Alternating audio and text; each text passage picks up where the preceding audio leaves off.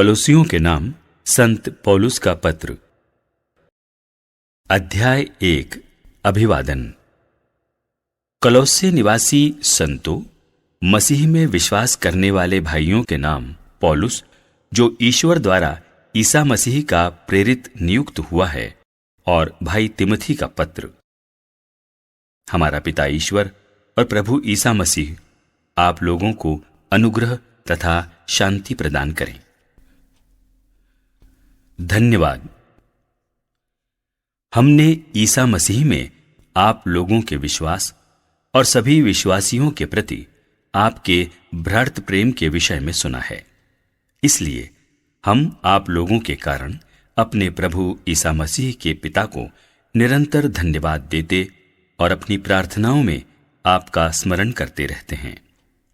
आपका विश्वास और बृहत् प्रेम उस आशा पर आधारित है जो स्वर्ग में आपके लिए सुरक्षित है, और जिसके विषय में आपने तब सुना जब सच्चे सुसमाचार का संदेश आपके पास पहुंचा। यह समस्त संसार में फलता और बढ़ता जा रहा है। आप लोगों के यहां यह उस दिन से फलता और बढ़ता रहा है जिस दिन आपने ईश्वर के अनुग्रह के विषय में सुना और उसका मर्म समझा। आपको हमारे प्रिय सहयोगी एपाफ्रास से इसकी शिक्षा मिली है। एपाफ्रास हमारे प्रतिनिधि के रूप में मसीह के विश्वासी सेवक हैं। उन्होंने हमें बताया है कि आत्मा ने आप लोगों में कितना प्रेम उत्पन्न किया है। कलोसियों के लिए प्रार्थना। जिस दिन से हमने यह सुना, हम निरंतर आप लोगों के लिए प्रार्थना करते रहे हैं।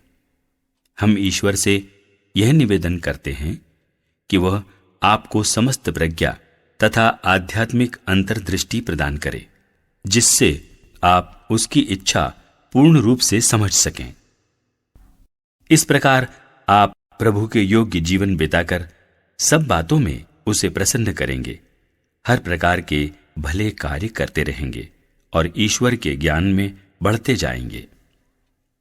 आप ईश्वर की महिमामय शक्ति से बल पाकर सदा दृढ़ बने रहेंगे, सब कुछ आनंद के साथ सह सकेंगे और पिता को धन्यवाद देंगे जिसने आपको इस योग्य बनाया है कि आप ज्योति के राज्य में रहने वाले संतों के सहभागी बने। ईश्वर हमें अंधकार की अधीनता से निकालकर अपने प्रिय पुत्र के राज्य में ले आया। उस पुत्र के द्वारा हमारा उद्धार हुआ है, अर्थात हमें पापों की क्षमा मिली है। मसीह की महिमा। ईसा मसीह अदृश्य ईश्वर के प्रतिरूप तथा समस्त सृष्टि के पहलौठे हैं, क्योंकि उन्हीं के द्वारा सब कुछ की सृष्टि हुई है। सब कुछ, चाहे वह स्वर्ग में हो या पृथ्वी पर, चाहे दृश्य हो या अदृश्य, और स्वर्गदूतों की श्रेणियां भी, सब कुछ उनके द्वारा और उनके लिए सृष्ट किया गया है। वह समस्त सृष्टि के पहले से विद्यमान हैं और समस्त सृष्टि उनमें ही टिकी हुई है। वही शरीर अर्थात कलीसिया के शीर्ष हैं, वही मूल कारण हैं और मृतकों में से प्रथम जी उठने वाले भी। इसलिए वह सभी बातों में सर्वश्रेष्ठ हैं। ईश्वर ने चाहा कि उनमें सब प्रकार की परिपूर्णता हो। मसीह ने क्रूस पर जो रक्त बहाया, उसके द्वारा ईश्वर ने शांति की स्थापना की। इस तरह ईश्वर ने उन्हीं के द्वारा सब कुछ का, चाहे वह पृथ्वी पर हो या स्वर्ग में, अपने से मेल कराया। विश्वास में दृढ़ बने रहें।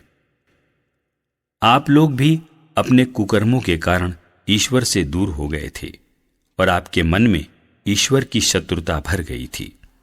किंतु अब मसीह ने अपने मरणशील शरीर की मृत्यु द्वारा ईश्वर से आपका मेल कराया है, जिससे वो आपको पवित्र, निर्दोष और अनिंद्य बनाकर ईश्वर के सामने प्रस्तुत कर सकें।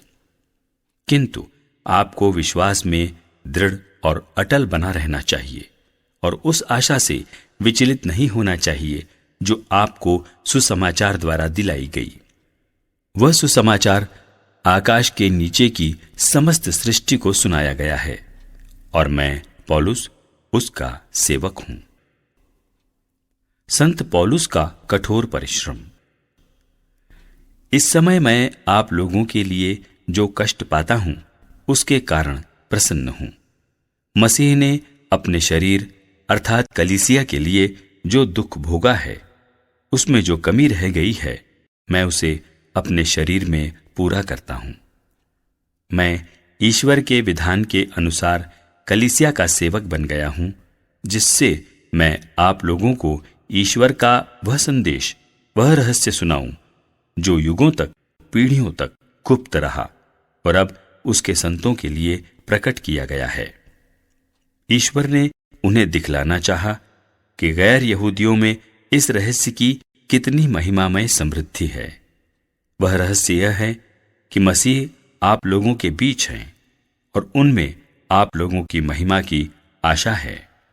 हम उन्हीं मसीह का प्रचार करते हैं, प्रत्येक मनुष्य को उपदेश देते और प्रत्येक मनुष्य को पूर्ण ज्ञान की शिक्षा देते हैं, जिससे हम प्रत्येक मनुष्य को मसीह में पूर्णता तक पहुंचा सकें। इस उद्देश्य की पूर्ति के लिए मैं उनके सामर्थ्य से, जो मुझमें प्रबल रूप से क्रियाशील है, प्रेरित होकर कठिन परिश्रम करते हुए संघर्ष में लगा रहता हूं।